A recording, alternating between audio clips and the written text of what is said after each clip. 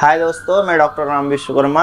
मेरे YouTube channel doctor Ram में आपका स्वागत है। दोस्तों, आज मैं आपको बेहोश होने के कारण बताने वाला हूं, जो किस कारण से आदमी बेहोश या आदमी या औरत दोनों बेहोश हो जाते हैं, और उसको इंग्लिश में क्या बोलते हैं, अनकॉन्शियस बोलते हैं। तो उसमें भी दो अनकॉन्शियस डिवाइड कर दिए हैं, सेमी और फुल्ली अनकॉन्शियस। तो उसके बारे में बताने वाला हूँ दोस्तों। तो वीडियो की पूरी जानकारी के लिए मेरे वीडियो को अंत तक देखें दोस्तों। तो इसका कॉज बताने वाला हूँ। मैंने इसका निमोनिक अपने पढ़ाई के टाइम बनाया था, जो था को MBBS. C for central nervous system problem की वजह से जो भी अनकॉन्शियस होता है या बेहोश होते हैं। दूसरा है सेंट्रल नर्वस सिस्टम, मतलब समझ लो आपका ब्रेन हो गया, सेरेब्रम हो गया, ये सब। दूसरा हो गया ओ ओ का तो अदर कॉज हो गया। तो उसमें अदर कॉज में बहुत सारा है, जैसे किसी को सीजर्स आता है, ब्लड शुगर लेवल। तो ये अदर कॉज जो है, बाकी के जितने कॉज है, जैसे को एमबीबीएस करके जो याद करो, वो उसके से रिलेटेड है। तो उसका भी मैं आपको अच्छे से बताने वाला हूँ। तो अदर कॉज समझ के रखो। फिर यम फॉर मेटाबॉलिक कॉज हो गया। जैसे किसी को डायबिटीज रहता है, अगर वो मेडिसिन ज़्यादा लेता है या मेडिसिन ले लेता है बिना कुछ खाए, तो ग्लूकोज लेवल कम हो जाता है। तो एक उधर फिर वो क्या अनकॉन्शियस हो जाता है। तो एक मेटाबॉलिक कॉज हो गया। या डायबिटीज वाले पेशेंट का भी मेटाबॉलिक ज़्यादा कीटोएसिडोसिस होने के बाद आदमी अनकॉन्शियस हो जाता है, अगर उसका शुगर लेवल ज़्यादा बढ़ने की वजह से। को एमबीबीएस मेटाबॉलिक समझ लिया आप। B for blood blood oxygen problem कैसे, जो ब्लड में क्या होगा, low blood problem in cause of unconscious. Low blood gas oxygen, मतलब लो ऑक्सीजन रहेगा ब्लड में। अब कब लो ऑक्सीजन होगा, या तो पेशेंट जैसे एनीमिक रहेगा, तो ये चला जा रहा है उधर में, एनीमिक रहेगा। या तो फिर उसका हार्ट काम करना बंद हो जाएगा, मायोकार्डियल इन्फेक्शन हो जाएगा, तो ब्लड सप्लाई बॉडी में बराबर नहीं होगा। तो लो ब्लड ऑक्सीजन रहेगा, तो भी बच्चों जो भी पेशेंट वेशेंट रहेंगे वो अनकॉन्शियस रहता है। तीसरा कॉज है एम बी बी। एक भी और बचा है, तो ब्रेन डैमेज की वजह से। ब्रेन डैमेज में कैसे अनकॉन्शियस, जैसे कभी आपने देखा रहेगा सड़क पे दुर्घटना हो जाती है, तो उसकी वजह से चोट लग जाता है सर के ऊपर, तो उसमें ब्रेन डैमेज होता है। तो ब्रेन डैमेज होने की वजह से, स्ट्रोक होने की वजह से, हेमरेजेस होने की वजह से, ट्यूमर, ब्रेन में ट्यूमर रहेगा, तो वो क्या करेगा, वहां पे जो ब्लड सप्लाई रहेगा उसको क्या करेगा, हैम्पर करेगा। ट्यूमर क्या करेगा, उसको दबाएगा जहां से ब्लड सप्लाई। तो दबाने की वजह से क्या, ब्लड सप्लाई प्रॉपर नहीं रहेगा, तो भी अनकॉन्शियस होगा। हेड इंजरी में, एक्सीडेंट में जो हेड इंजरी होता है, उसमें भी अनकॉन्शियस हो जाते हैं। यस फॉर सब्सटेंटिव यूज, जैसे कोई ड्रग यूज करके किसी को अनकॉन्शियस कर देते हैं, जैसे एनेस्थेटिक देते हैं, डायज़ापम का हो गया, अल्प्राजोलम का हो गया, तो ये हो गया। और अल्कोहल अगर ज़्यादा मात्रा में लेंगे तो भी एज अ एनेस्थेशिया। हमें मालूम है कि हम बीएमएस का हम अपना पढ़ाई करते थे, तो हमें बताया था कि पेशेंट को अल्कोहल दे के ही, मतलब थोड़ा ऐसा जैसे अल्कोहल टाइप का चीज़ दे के, उसको सेडेटिव दे के ही उसका सर्जरी करते थे। तो पुराने जमाने में anaesthesia as a oral alcohol ही दे के ऑपरेट कर जाते थे, तो उसमें भी अनकॉन्शियस हो जाता है ओवरडोज होने की वजह से। तो ये सब कॉज है। एक बार और गिरा देता हूँ आपका, को एमबीबीएस करके याद रखना है आपको। C for central nervous system problem के होने की वजह से, सेंट्रल नर्वस सिस्टम की वजह से स्ट्रोक हो गया, एपिलेप्सी हो गया, ट्यूमर हो गया, वही बोल रहा है। तो मिला जुला के ब्रेन डैमेज और सेंट्रल नर्वस सिस्टम एक ही तरह से समझा जाएगा। तो ये सब कॉज है। तो इसका डिटेल में बताने वाला हूँ। तो पहला हम चलते हैं को सी फॉर सेंट्रल नर्वस सिस्टम में। तो मैं बता रहा हूँ, पहला सेंट्रल नर्वस सिस्टम में तुम्हारा ब्रेन आ जाता है। अगर वहाँ पे कोई इंजरी हो जाता है या तो स्ट्रोक हो जाता है। स्ट्रोक मतलब क्या होता है, स्ट्रोक मतलब दोस्तों हमने पढ़ा था कि कहीं पे भी अगर ब्लड सप्लाई प्रॉपर नहीं हो रहा है, या तो फिर समझ लो ऑक्सीजन सप्लाई नहीं हो रहा है, तो वहाँ पे क्या होता है, ऑक्सीजन ना सप्लाई होने की वजह से इन्फेक्शन हो जाता है, वो जगह खराब हो जाता है। तो दो कारण होता है। कोई भी अगर ब्लड सप्लाई हैम्पर हो रहा है तो हम उसको स्ट्रोक बोलते हैं, चाहे हार्ट का स्ट्रोक हो गया, चाहे ब्रेन का स्ट्रोक हो गया। तो इस स्ट्रोक में मेनली क्या होता है, ब्लड सप्लाई ही हैम्पर होता है। तो एक तरह का स्ट्रोक हो गया। दूसरा क्या, ट्यूमर वन बढ़ने की वजह से क्या होगा, ब्लड सप्लाई हैम्पर होगा, 100% अनकॉन्शियस होगा। चौथा है एपिलेप्सी। एपिलेप्सी मतलब सीजर्स आना। सीजर्स के बाद बीपी उपी लो हो जाता है पेशेंट का, फिर उसके बाद भी उसको, ऐसे पेशेंट क्या हो जाते हैं, अनकॉन्शियस हो जाते हैं।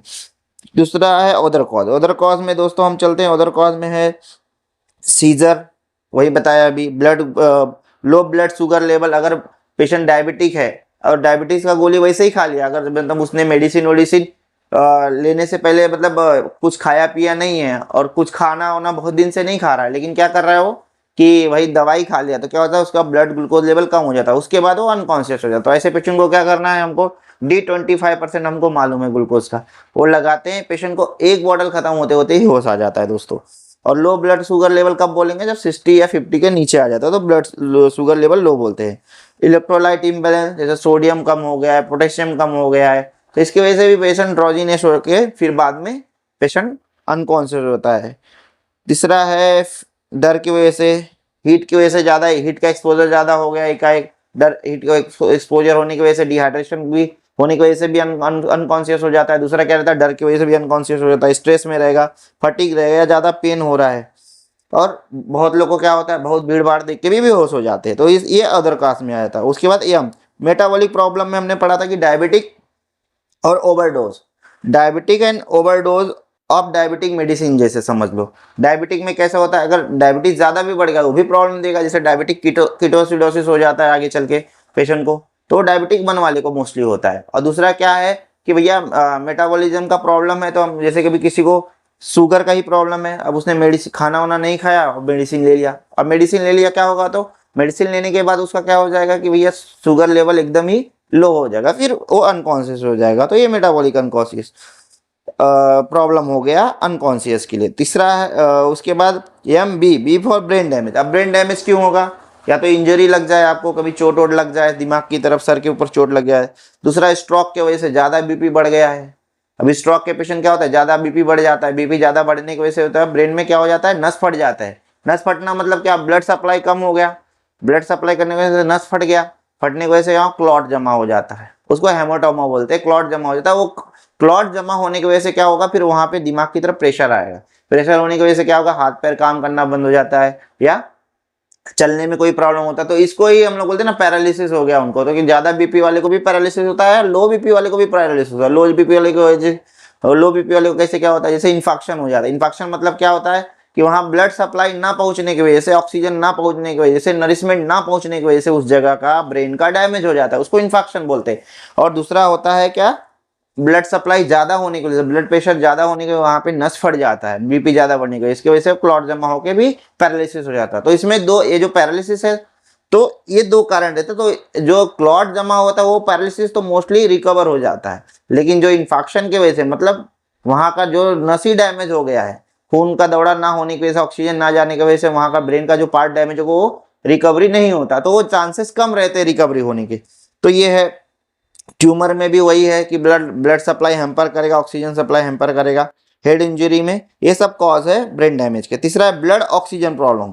ये ब्लड ऑक्सीजन प्रॉब्लम भी सेम वैसे ही तब लो कि भाई दिमाग की तरफ ऑक्सीजन लेवल, ऑक्सीजन प्रॉपरली जाना चाहिए, नहीं जा रहा है, क्योंकि उसके सब कॉज हेड इंजरी हो सकता है, हेमोरेजिस हो जाता है, स्ट्रोक हो सकता है। इन सब कारणों की वजह से क्या हो जाता है दोस्तों कि ब्लड ऑक्सीजन प्रॉब्लम ब्रेन में होने की वजह से पेशेंट को अनकॉन्शियस होता है।